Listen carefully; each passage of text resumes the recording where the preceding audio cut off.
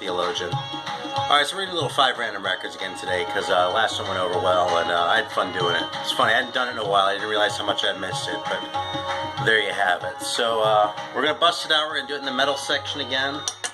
And this is going to be like a total, like, traditional fucking video, because we also got some soda going on here. So, this is, a Tepachito, craft pineapple cider, made from real pineapple. It contains 10% juice, and it's pasteurized. More than a lot of drinks. Yeah, it has real sugar in it, too. Probably because it's Mexican. Yeah, the bottling company's in El Paso. Yeah, well, there we go. Let me show that off. Is that coming through? Yeah. Awesome. All right, so I'm going to bust this out. I kind of have the tail end of a cold, so Spencer's having to have his out of a glass, so. It's not as fun. Whatever. There you go.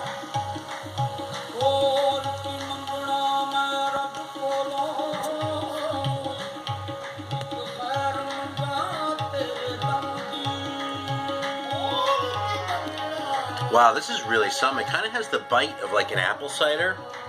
It looks like an apple cider. It does. It has that like cider like sort of consistency and like, but it has like the pineapple undertone. You can tell there's pineapple in here. Yeah, it looks and smells like apple cider. Tastes like apple cider too, but Do you hate it? No, it's good. I thought you didn't like apple cider. I like apple cider. All right. Well, let's get going on the records. What's funny? Spencer hates apple juice, though. Yeah. All right, come on. Bust out. We're using the lame random number generator too. Well, the dice still haven't turned up. You can get a D20 for like what, $5, bub? Just make the time. There's a game shop in by the Publix. For those of you in the know, you can tell we're in the deep south by the fact that it's a Publix and not an Albertsons or a Safeway. I miss the Safeway though. That place was pretty cool. Yeah, I know. There are things I pine for in the West Coast, but I don't think Safeway is one of them. 3. All right, here we go. I'm gonna try and go for the ends a little bit more because I tend to go for the middle. I'm gonna try really hard not to cheat. After all that talk about cheating last time, I'm like primed for cheating now. Oh, Chateau. This record's pretty well known, I think. It gets talked about in the vinyl community a fair bit. This is the second record. I think I have the first 2, and that's it. Yeah, there's my copy of Chained and Desperate, which is kind of known for having Steve Grimmett on vocals. I haven't played this one in a long time, but it definitely hangs with that first one as far as I can recall, meaning it's sort of straight ahead, like heavy metal stuff, you know, pretty of its time, but like reflecting very well on its time, you know, like 84, whenever it was this probably came out. Actually, I don't see it on here. But, yeah, there's the Ebony label. I'm sure Greeno's freaking out. Yeah, it's 84. This is just a solid record, man. I mean, it doesn't have Steve Grimmett on it, but you know something? They were a solid band without him. Whatever. This is just good record, good songs, good playing. And it sounds like what you hope a record from 84 would sound like, you know? So, yeah, so what's next? Actually, I might have gotten this in the same batch of records that I got that Medinia Blade in that I showed last time. I got a bunch of shit from that guy. Ready? Yeah. 6. Alright. Going for the early ones here, too, this time, so let's see what I got. It's kind of a mediocre one, if you ask me. Hades, Resisting Success. Honestly, I mostly got this because it was cheap. I don't even really remember this fucking record. Leave that record out. Coltrane will like the cover. Let's not go down that path right now. I mean, one of the things notable about this, it has that same Torrid Records logo that you see on that first Exodus. I don't know, it's 86. I recall it as being kind of thrashy, but I just don't fucking remember it. But I'm actually going to stick this back, and I might pull out an extra one at the end, because I don't really have anything to say about these guys. These guys made a 45 that's really sought after, too. I've kind of wanted to hear that. And they had a couple songs in that Born to Metalize comp, I think, too, but I just don't have anything to say about them. So, what's next? Let's go. I always thought Resisting Success was a dumb title, too. I gotta admit, like, the Money cover, I like Resisting Success, just seemed a little bit pretentious, you know? 9. It's like they're trying to be punk rockers or something. I don't like I have any beef with punk, but it's like, the whole crossover thing was kind of, not necessarily a bad thing for either genre either, but, like, trying to bring the punk attitude into metal always kind of bothered me a little bit, so... What would that's you a do? long conversation. What would you do if after this we got a 12 and a 15? Oh, I don't know, nothing. Alright, here's an all-time classic. There you go. I trust that it's a classic, judging by the cover. Yeah. No, this is the Black Masses, Black Funeral EP by Mercyful Fate. I don't even know it's really an EP, it's really a 12-inch. But some of you might know where I bought it based on that sticker. I'll let you guess about the comments, but ask clerk to see disc. But yeah, there you go. Actually, let me just bust this out. It's on Music for Nations. 2 of the greatest songs ever.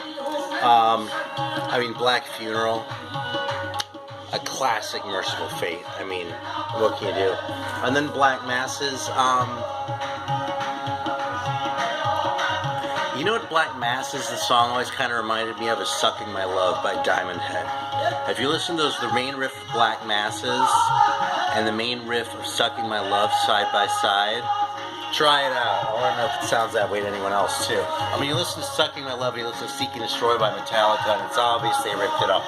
But Black Masses, I kind of think has the same thing going on to it. So I almost hate to say that because I love Mercyful Fate so much. I want to just pretend that Mercyful Fate was completely sui generis and never took any influences from anywhere else except maybe Satan directly.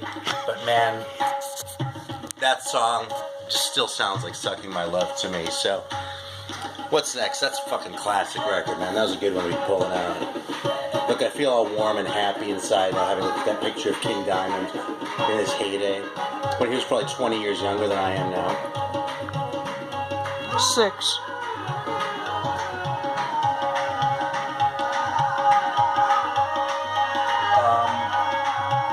We just did 6, didn't we? Yeah. Alright, this is a cool one. It's kind of a little bit on the hard rock side, but it kind of has a little bit of a doomy vibe going, just like everything else on Pentagram Records.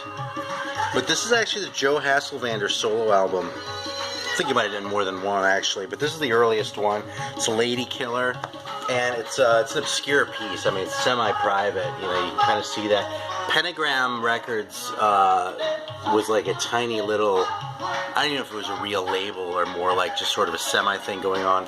The only records I'm aware of that came out on Pentagram were the first Pentagram record, the first real full-length, with the black cover that got reissued as Relentless. Then this one, the Devil Child record, and the one Phantom Lord record too. But I was really stoked to get my hands on this. It's interesting because I was talking all about St. Vitus last time. One of the people thanked on here is Wino from St. Vitus, obviously. So, yeah, it's dedicated to his dad. Yeah, this is just a classic record. Here, I'll show off the label too, just because it's such an awesome piece. Super plain though, plain white. And yeah, if you're into this early sort of doomy stuff, and you can dig the hard rock angle on it too, as opposed to the more sort of pure metal, like what Pentagram was doing at the time. If you like 70s Pentagram, you'd probably be all over this record.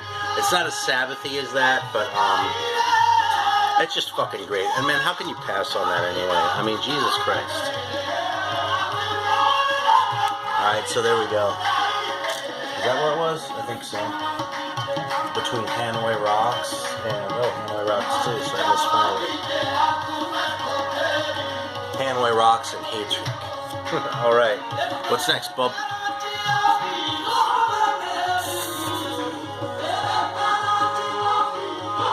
Two. 1, 2. 1, 2.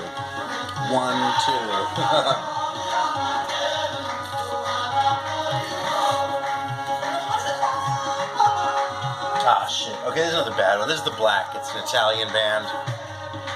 They're kind of late. It's on Black Widow. I don't really know this record very well. It's like symphonic shit, sort of. So I'm going to pick a different one, though, because I'm not going to be all intelligent about that one. So,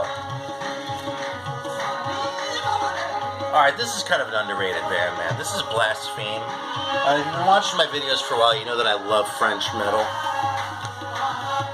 These guys' stuff was actually easier to find than a lot of French bands outside of France for some reason that it's completely beyond me. I remember seeing this in shops, though, around the time it came out, which is probably 84-ish. No, 85 is this one. The first one's probably 84. These guys had a weird habit of like putting like a pop song in the middle of their records, or a song that just sounded like, you know, it's like their metal records where it's like there's like the sellout song on there that sounds like a ballad, or like a pop song that's like a pop metal thing. But these guys, man, they just like took it to the next level and put a pop song and it was like dirt pop and they're just like shit. But overall, man, these guys are fucking heavy and rockin', and they had that cool Lizard Records with actually a celluloid logo. How about that? On their label. And yeah, just solid shit, man. As far as I know, they only made the 2 records, this one and the first one. And yeah, you know, these guys, I don't know, for some reason in my head they're kind of linked to the Satan Jokers. But I think these guys are better, man. The Satan Jokers, they kind of get talked about more, I think, because their records are a little bit easier to find. But they're nowhere near as good as these guys, so. Yeah, I give Blasphème 2 enthusiastic thumbs up. Here's the first time, I might as well pull it out. I'm sure some of you have seen that. The corny ass. Actually, you know what's interesting about this cover? Because it has that corny picture of the Last Supper where they like stuck themselves in there and shit like that. But the thing is, this is before they did all that restoration work on the original painting of this. So I don't know if you remember, but like in the early 90s or something, there was this whole like big thing about how the original Last Supper painting was being like meticulously restored, and there were articles on the process they were going through and shit. So it actually doesn't look all dingy and dirty like this anymore. It's all like bright, and the colors are all beautiful. And if you go online and look for a picture of this, unless you're looking for the Blasphème cover, you're probably going to get a much nicer looking painting than that. So. Little historical oddity. They like captured like this sort of point in time on their record cover without even intending to. So, all right, what's next, Bob? Oh, we're at 5. Okay. You're going into 6 random records. I'm gonna throw an extra one because the 80s was kind of clunky like that. Or are you going to go into 11 again? I'm gonna make a video that's about 20 minutes long. So actually, probably yes. 8. Alright, that's this one all the way over here. Oh, hang on, let me go to the beginning. Hey, I pulled a Dutch one out last time and didn't have much to say about it. I pulled out another Dutch one this time. Out in the Wasteland by Leader. It's kind of a corny name. A little bit of a corny cover, but of course corny in exactly the right way. Are you focusing on the record cover, Wiggles? Alright, check it out. I was focusing on you. So,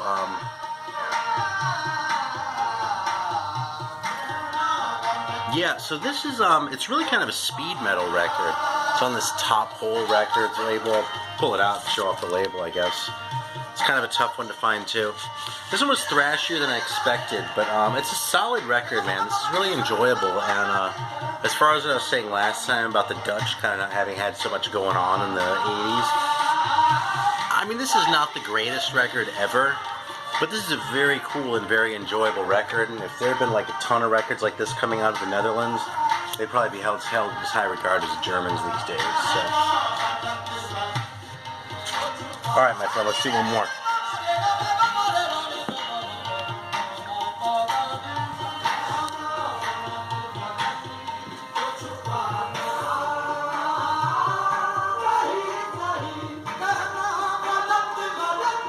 Six again. 6.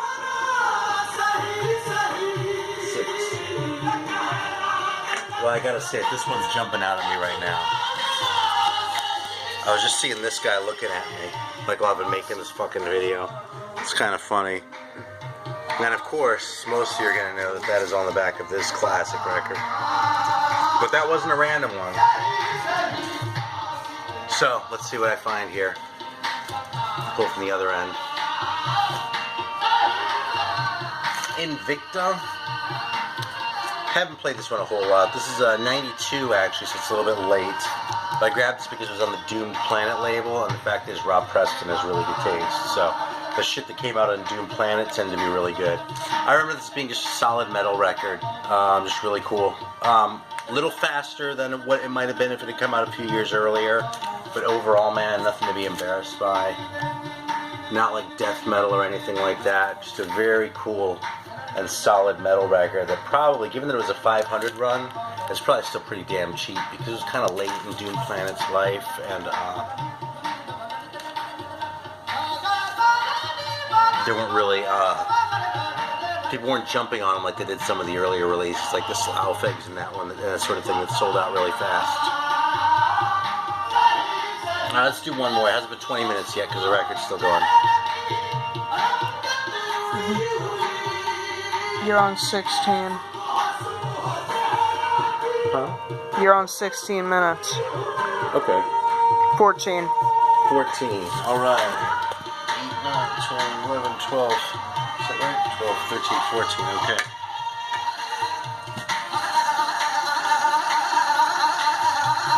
I gotta be careful not to show the top of my head because you'll like show my bald spot. Alright, what's this? Oh, this is a cool one. I might have to put one more because this one just got shown recently in one of Lee's videos. This is the second Sigh record.